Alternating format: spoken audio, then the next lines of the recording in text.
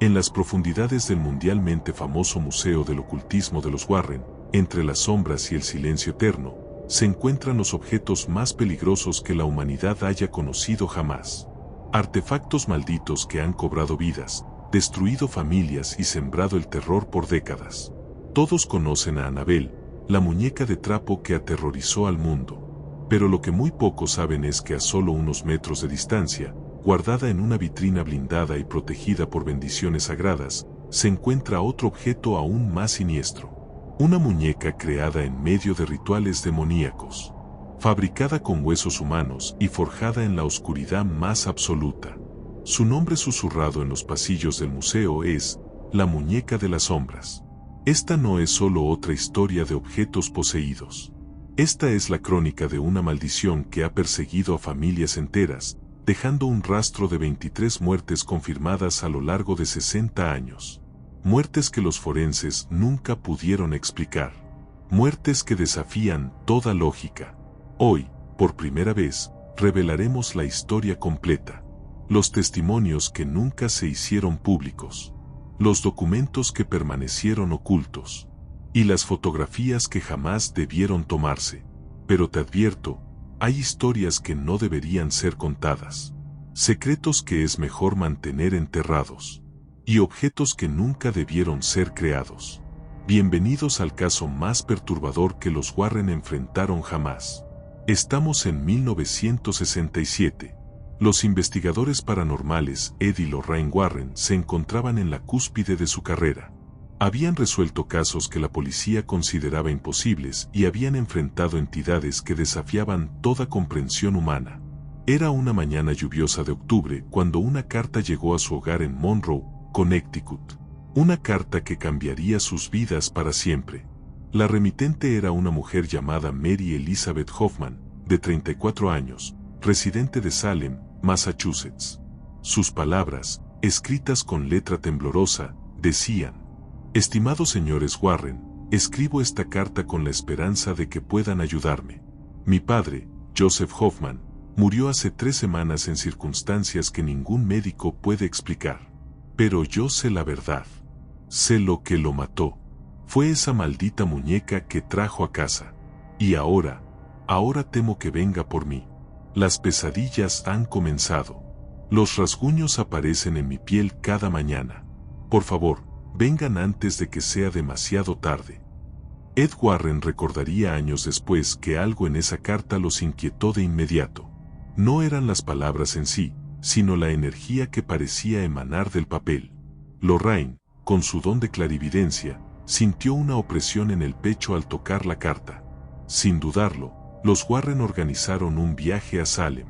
Pero cuando llegaron a la dirección proporcionada por Mary, se encontraron con una escena que los helaría hasta los huesos.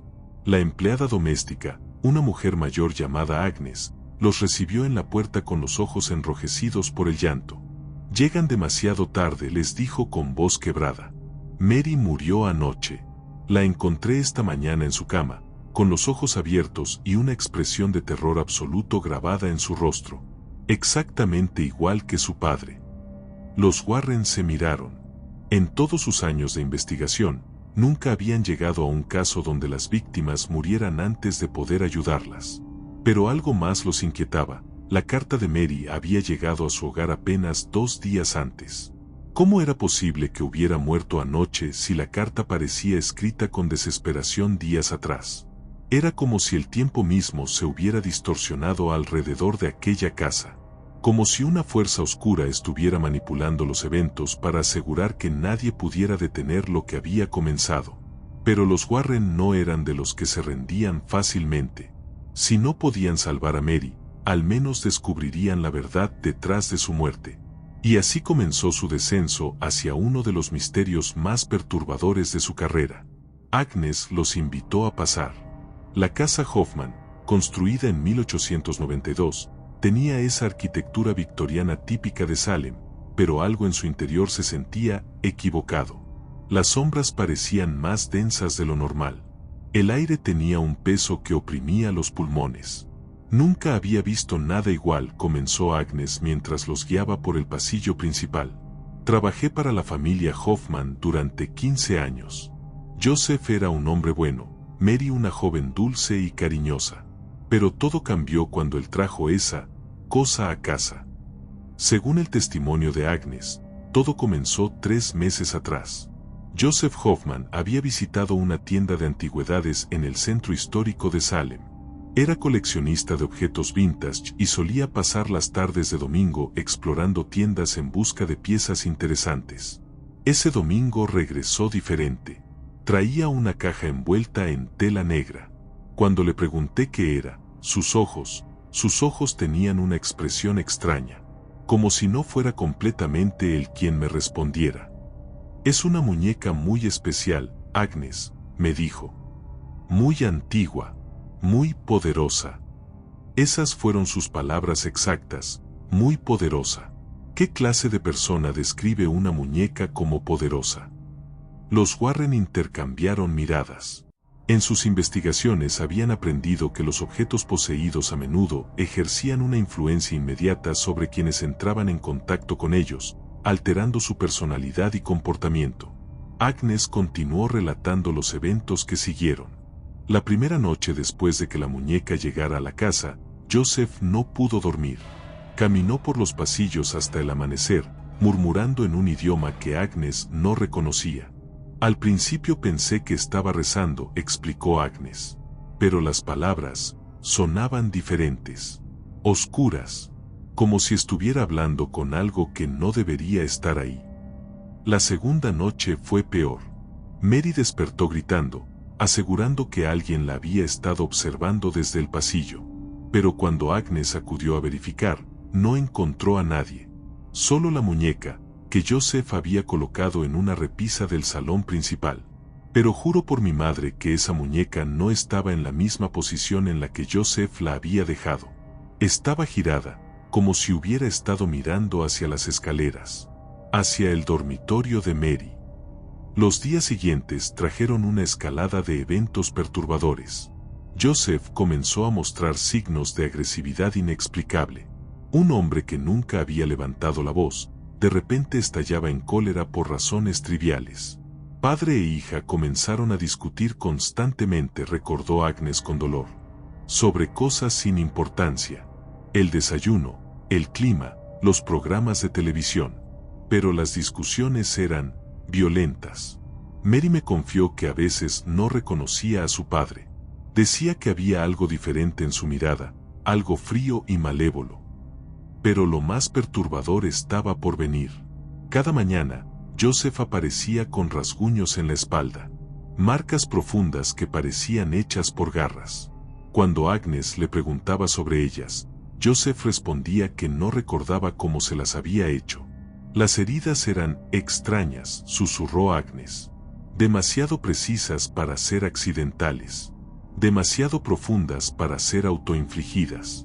Y tenían un patrón, como si algo hubiera estado jugando con él mientras dormía. Los médicos no pudieron explicar las lesiones.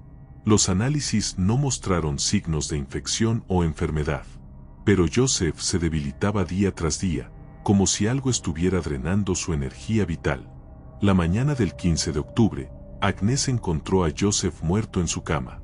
Su expresión era de terror absoluto, como si hubiera visto algo indescriptible en sus últimos momentos. Junto a su cama, la muñeca había aparecido misteriosamente, algo que era imposible ya que Agnes la había visto en el salón la noche anterior. Después del funeral de Joseph, Mary comenzó a experimentar los mismos síntomas. Las pesadillas, los rasguños, la agresividad. Era como si la muñeca hubiera transferido su atención hacia ella. Agnes hizo una pausa, sus manos temblando ligeramente. La última noche que hablé con Mary, me dijo algo que nunca olvidaré. Agnes, esa muñeca no es solo un objeto. Hay algo viviendo dentro de ella. Algo que odia a los vivos y disfruta viendo nuestro sufrimiento. 3 días después, Mary corría la misma suerte que su padre. Los Warren sabían que para resolver el caso necesitaban ver la muñeca con sus propios ojos. Agnes, aunque visiblemente nerviosa, accedió a mostrarles el objeto que había destruido a la familia Hoffman. La llevó hasta el salón principal, una habitación elegante con muebles victorianos y grandes ventanales que normalmente habrían llenado el espacio de luz natural. Pero ese día, a pesar del sol brillante exterior, la habitación permanecía sumida en una penumbra antinatural. Y ahí estaba. Lorraine Warren describió años después que el impacto de ver la muñeca por primera vez fue como recibir un golpe físico. No era solo su apariencia grotesca, sino la energía malévola que emanaba. Una presencia tan densa y hostil que le dificultaba respirar. La muñeca medía aproximadamente 60 centímetros de altura. Su estructura parecía estar hecha de huesos humanos blanqueados, cuidadosamente ensamblados y unidos con una sustancia oscura que parecía brea o resina. Su cabeza era una calavera humana modificada, con cuencas oculares en las que habían incrustado ojos de vidrio negro que parecían seguir cada movimiento. Su boca había sido alterada para acomodar dientes de animal, posiblemente de lobo o perro grande, que sobresalían en una sonrisa permanente y siniestra. Las manos eran garras auténticas, probablemente de oso, pulidas hasta brillar y afiladas hasta puntos que podrían perforar la piel con facilidad. Pero lo más perturbador era su vestimenta, un vestido elaborado hecho de tela que parecía haber sido teñida con sangre seca, adornado con símbolos que ninguno de los Warren reconoció inmediatamente, pero que emanaban una sensación de maldad antigua. Ed Warren se acercó cautelosamente para examinar la muñeca más de cerca. Inmediatamente notó que el aire alrededor del objeto era significativamente más frío que el resto de la habitación. Sus instrumentos electromagnéticos comenzaron a mostrar lecturas erráticas. Es una de las manifestaciones de energía negativa más intensas que he documentado, escribió Ed en sus notas esa misma noche. La presencia asociada con este objeto no es residual. Es inteligente, activa y extremadamente hostil. Pero ver la muñeca era solo el primer paso. Los Warren necesitaban rastrear su origen para entender completamente lo que enfrentaban. Agnes les proporcionó el nombre y la dirección de la tienda de antigüedades donde Joseph había adquirido la muñeca, Curiosidades del Pasado, ubicada en Chestnut Street, en el corazón histórico de Salem. El propietario, Anthony Tony Marconi, era un hombre de unos 50 años con el cabello prematuramente gris y ojeras profundas que sugerían noches sin sueño.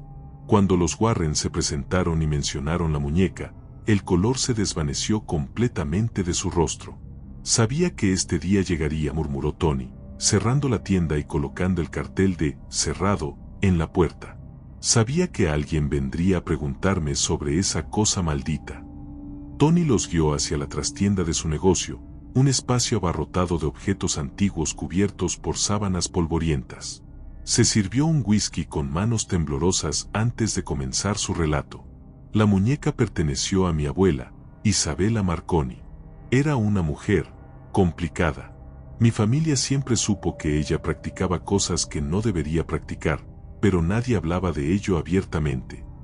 Tony explicó que Isabella había inmigrado de una región remota de Italia a principios del siglo XX, trayendo consigo conocimientos y tradiciones que se remontaban a siglos de prácticas ocultas. No era brujería en el sentido tradicional, aclaró Tony. Era algo más antiguo, más primordial. Ella lo llamaba animismo oscuro, la práctica de invocar espíritus malevolentes y atarlos a objetos físicos para que hicieran su voluntad. Los Warren conocían el concepto. El animismo tradicional era una creencia espiritual legítima que reconocía la presencia de espíritus en objetos naturales. Pero su variante oscura pervertía esta práctica, buscando específicamente entidades demoníacas y malévolas. Isabella creó esa muñeca en 1923, continuó Tony. Según los diarios que encontramos después de su muerte, trabajó en ella durante 3 años. Cada hueso fue seleccionado de cementerios específicos. Cada símbolo fue grabado durante rituales que duraban toda la noche. Pero lo más perturbador era su propósito. Isabella no creó la muñeca para protección o para obtener poder personal. La creó específicamente para causar sufrimiento, para alimentarse del dolor y el terror de otros. Tony reveló que los diarios de Isabella detallaban rituales sangrientos realizados durante lunas nuevas, invocaciones a entidades cuyos nombres no se atrevía a pronunciar, y sacrificios que prefería no describir en detalle. Después de su muerte en 1945, la muñeca fue guardada en el ático de la casa familiar. Permaneció ahí durante décadas, hasta que tuvimos que vender la propiedad en 1966. Cuando encontré la muñeca entre sus pertenencias, pensé que era solo otra antigüedad extraña. Pero tan pronto como la traje a la tienda, comenzaron las pesadillas. Tony describió meses de tormento, sueños en los que la muñeca cobraba vida y lo perseguía por pasillos interminables, despertares nocturnos con la sensación de ser observado, y el inquietante descubrimiento de que la muñeca aparecía cada mañana en posiciones diferentes a como la había dejado la noche anterior. Llegué al punto de no poder dormir más de 2 horas seguidas. Perdí peso, mis clientes comentaban que me veía enfermo, pero no podía deshacerme de ella. Cada vez que intentaba botarla o regalarla, algo me detenía. Era como si ella no me lo permitiera. Hasta que Joseph Hoffman entró a mi tienda ese domingo de octubre. En el momento en que vio la muñeca, supe que había encontrado su próxima víctima. Y por primera vez en meses, esa noche dormí en paz. Tony se cubrió el rostro con las manos. Nunca debía habérsela vendido, pero estaba tan desesperado por librarme de ella. No pensé en lo que le podría pasar a él. Con la historia completa finalmente revelada, los Warren se enfrentaban a una decisión crucial. La muñeca había cobrado ya 3 vidas, y representaba un peligro continuo para cualquiera que entrara en contacto con ella. Tony se negó rotundamente a aceptar de vuelta la muñeca. «No puedo tenerla aquí», les dijo con lágrimas en los ojos. «Si regresa a mi tienda, no sobreviviré una segunda vez. Apenas logré salir vivo la primera». Los Warren comprendían su posición. En casos similares habían visto cómo los objetos poseídos desarrollaban una especie de vínculo con individuos específicos. Una vez que la entidad había probado la energía de una persona, regresaba a ella como un depredador que regresa a un territorio conocido. Ed y Lorraine tomaron la decisión de llevarse la muñeca a su hogar temporal en Salem, donde podrían realizar los rituales de contención necesarios antes de transportarla a su museo en Connecticut. El proceso de remover la muñeca de la casa Hoffman fue más complejo de lo anticipado. En el momento en que Ed se acercó para tomarla, la temperatura de la habitación descendió notablemente. Los cristales de las ventanas comenzaron a vibrar sin explicación aparente. Lorraine, con su sensibilidad psíquica, pudo percibir la resistencia de la entidad. «No quiere irse», le susurró a Ed. «Está cómoda aquí. Este lugar le ha proporcionado exactamente lo que buscaba». Pero los Warren tenían décadas de experiencia lidiando con objetos similares. Utilizando una combinación de oraciones de protección, agua bendita y una caja especialmente preparada con símbolos sagrados, lograron contener la muñeca de manera segura. El viaje de regreso a Connecticut fue inquietante. A pesar de estar contenida en la caja bendecida, la presencia de la muñeca se hacía sentir. La radio del automóvil se sintonizaba espontáneamente en estaciones de estática. Las luces del tablero parpadeaban sin razón. En 2 ocasiones, Ed tuvo que detenerse en el arcén porque sentía que estaba perdiendo el control del vehículo, como si una fuerza externa estuviera interfiriendo con la dirección. Era como transportar un animal salvaje enjaulado, recordaría Ed años después. Podía sentir su furia, su desesperación por escapar y continuar con lo que había estado haciendo. Una vez en su museo, los Warren colocaron la muñeca en una vitrina especialmente diseñada para objetos de alto riesgo. La vitrina fue bendecida por múltiples líderes religiosos y rodeada por símbolos de protección de diversas tradiciones espirituales. Pero incluso contenida, la muñeca continuó manifestando actividad paranormal. Los visitantes del museo reportaban sentirse observados cuando pasaban cerca de su vitrina. Algunos experimentaban náuseas súbitas o dolores de cabeza inexplicables.